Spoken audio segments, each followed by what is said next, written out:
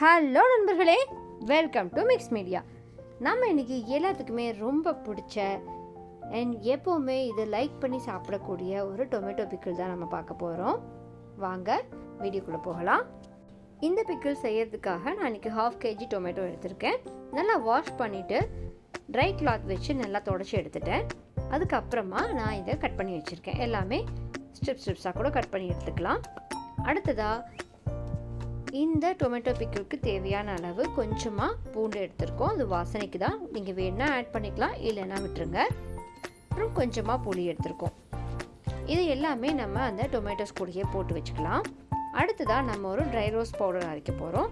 அதுக்காக ஒரு கடாயில் ஹீட் ஆனதும் 1 டீஸ்பூன் ஆஃப் கடுகு அண்ட் 1 டீஸ்பூன் வெந்தயம், இதை ரெண்டையுமே நல்லா ட்ரை ரோஸ்ட் பண்ணிவிட்டு பவுடர் பண்ணி எடுத்து வச்சுக்கலாம். அதே கடாயில் நம்ம இப்போ எடுத்து வச்சுருக்கோம் இல்லையா, டொமேட்டோ, கார்லிக் அண்ட் புளி, இது எல்லாத்தையுமே போட்டுட்டு நம்ம வணக்க போகிறோம். கொஞ்சமாக ஆயில் விட்டுக்கலாம், இல்லைன்னா அடி பிடிச்சிடும். ஸோ ஓரளவு ஆயில் விட்டுட்டு நல்லா வணக்கி கொடுத்துருங்க.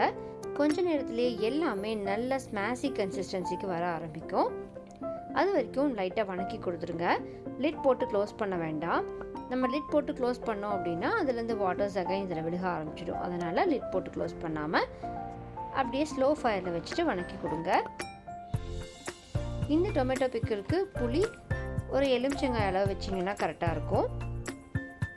1/2 kg டொமேட்டோஸ் வைக்கிறோம் அப்படின்னா அதுக்கு 100 gram of chilli powder add பண்ணால் சரியாக இருக்கும். நான் இன்றைக்கி வீட்லேயே சில்லி ஃப்ரை பண்ணிவிட்டு அதுக்கப்புறமா பவுடர் பண்ணி எடுத்துருக்கோம். உங்களுக்கு வேணும்னா நீங்கள் சில்லி பவுடர்ஸ் தனியாகவே கூட வாங்கி எடுத்துக்கலாம். இப்போ பார்த்தீங்கன்னா நம்மளுடைய டொமேட்டோஸ் எல்லாமே நல்லா பாயில் ஆக ஆரம்பிச்சிடுச்சு. நல்லா வாட்டர் விட்டு ஸ்மாஷி கன்சிஸ்டன்சிக்கு வந்தாச்சு. இப்போ இதை நல்லா ஆற வச்சுட்டு நம்ம மிக்ஸி ஜாரில் போட்டு அரைச்சி எடுத்துக்க போகிறோம்.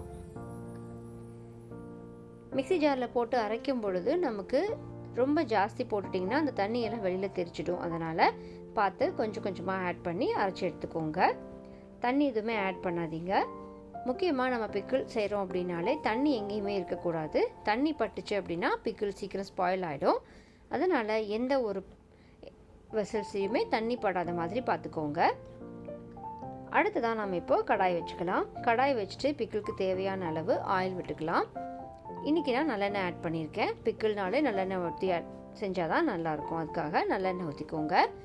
காஞ்சதும் நல்லா கடுகு போட்டு வெடிச்சதுக்கு அப்புறமா நம்ம இந்த அரைச்சி வச்சுருக்கோம் இல்லையா, இந்த பேஸ்ட்டை ஆட் பண்ணிக்க போகிறோம். ஸ்டார்டிங்கில் நமக்கு இந்த பேஸ்ட்டை ஆட் பண்ணும்பொழுது ஆயில் நிறையா இருக்க மாதிரி தெரியும். பட் எல்லாமே உள்ளே இழுத்துக்கிட்டு சக் பண்ணிடும் கொஞ்ச நேரத்துலையே.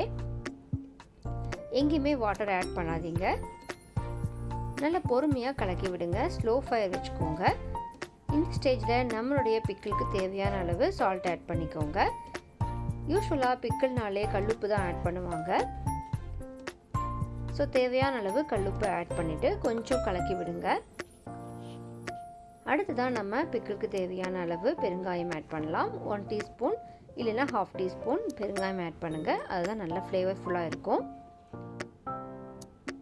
நம்ம கை விடாமல் கலக்கி கொடுத்துடணும், இல்லைன்னா ஸ்டார்டிங் ஸ்டேஜில் அள்ளி பிடிக்க ஆரம்பிக்கும். அடுத்ததாக நம்ம கடுகு வெந்தயம் பவுடர் அரைச்சி வச்சுருக்கோம் இல்லையா, அதையும் இங்கே ஆட் பண்ணிக்க போகிறோம். எல்லாமே கட்டிப்படாமல் இருக்கிறதுக்காக நல்லா கலக்கி விட்டுருங்க.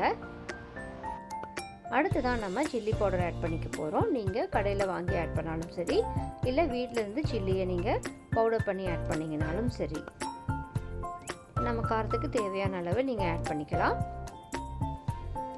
ஆட் பண்ணி நல்லா மிக்ஸ் பண்ணி கொடுத்துருங்க. இந்த ஸ்டேஜில் கொஞ்ச நேரம் நம்ம லிட் போட்டு க்ளோஸ் பண்ணுற மாதிரி இருக்கும். ஏன்னா நல்லா பபிள்ஸ் வர ஆரம்பிக்கும், வெளியில் தெரிக்கும். ஸோ நம்ம மேலே பட்டும், அதனால் அப்பப்போ லிட் போட்டு க்ளோஸ் பண்ணிவிட்டு கலக்கி மட்டும் கொடுத்துருங்க.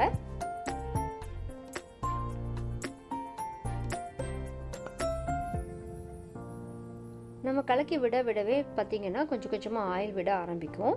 நம்ம கலக்கி கொடுத்துட்டே இருக்கணும். சிம் ஃபயரில் வச்சுக்கோங்க. கொஞ்ச நேரத்துலேயே கடாயிலேருந்து இந்த பிக்கிள் ஒட்டாமல் வர ஆரம்பிக்கும். அதுதான் நம்மளுடைய ஃபைனல் ஸ்டேஜாக இருக்கும். இந்த ஸ்டேஜில் நம்ம சால்ட்டு இல்லை ஸ்பைசினஸ் எல்லாம் எப்படி இருக்குன்னு பார்த்துட்டு வேணும்னா நீங்கள் இங்கே கூட ஆட் பண்ணிக்கலாம். உங்களுக்கு கார்லிக் பிடிக்கும் அப்படின்னா இந்த ஸ்டேஜில் கூட நீங்கள் கார்லிக் கட் பண்ணி ஆட் பண்ணிக்கோங்க. இந்த பிக்கிள் பாயில் ஆகிறதுக்குள்ளேயே நம்மளுடைய கார்லிக்கும் பாயில் ஆகிடும். ஸோ நல்லா ஃப்ளேவர்ஃபுல்லாகவும் டேஸ்ட்டாகவும் இருக்கும். இப்போ பார்த்தீங்கன்னா கடாயிலேருந்து அப்படியே அந்த பிக்கிள் வெளியில் வர ஆரம்பிச்சாச்சு. பார்த்தீங்கன்னா ஆயில்ஸ் தனியாக வந்துருச்சு, பிக்கிளும் கடாயை விட்டு வெட்டாமல் வர ஆரம்பிச்சிருச்சு. இன்னொரு கொஞ்ச நேரம் விட்டோம் அப்படின்னா அதில் இருக்கிற ஆயில் எல்லாமே நல்லா வெளியில் வர ஆரம்பிக்கும். இந்த ஸ்டேஜில் நம்ம ஆஃப் பண்ணிடலாம்.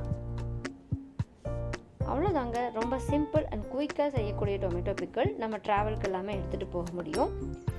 இது 1 வீக் வரைக்கும் கெடாமல் இருக்கும். இந்த பிக்கிளை நல்ல ஒரு ஏர்டைட் கண்டெய்னரில் போட்டுட்டு யூஸ் பண்ணுங்கள். இந்த பிக்கிள் இட்லி, தோசை, சாதம் அண்ட் சப்பாத்திக்கு எல்லாமே சூப்பரான காம்பினேஷனாக இருக்கும். சுடு சாதத்தில் இந்த பிக்கிள் 1 ஸ்பூன் போட்டு மிக்ஸ் பண்ணி சாப்பிட்டோம் அப்படின்னா சூப்பராக இருக்கும். எவ்வளோ சாதம் சாப்பிட்டோன்னே நமக்கு தெரியாது.